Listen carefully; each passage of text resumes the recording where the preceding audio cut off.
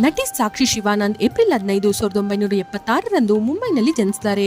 ಕನ್ನಡ, ಹಿಂದಿ, ತೆಲುಗು, ತಮಿಳು ಹಾಗೆ ಮಲಯಾಳಂ ಭಾಷೆಗಳಲ್ಲಿ ಮಿಂಚಿ ಟಾಪ್ ನಟಿ ಅಂತಾನೆ ಅನ್ಸ್ಕೊಂಡಿದ್ರು. ಗಲಾಟೆ ಅಲಿಯನ್ರು ಸಿನಿಮಾದ ಮೂಲಕ ಕನ್ನಡ ಸಿನಿರಂಗಕ್ಕೆ ಎಂಟ್ರಿ ಕೊಡ್ತಾರೆ.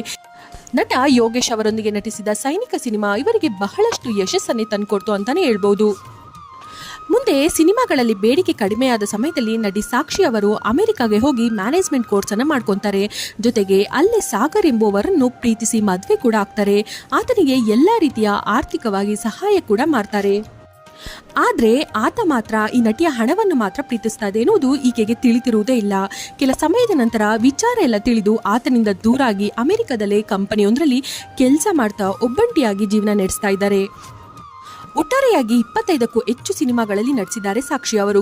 ಇಂತಹ ಪ್ರತಿಭಾನ್ವಿತ ನಟಿ ಸಿನಿಮಾ ರಂಗದಿಂದ ದೂರವಾಗಿರೋದು ನಮ್ಮ ದುರಾದೃಷ್ಟ ಅಂತಾನೆ ಹೇಳ್ಬೋದು.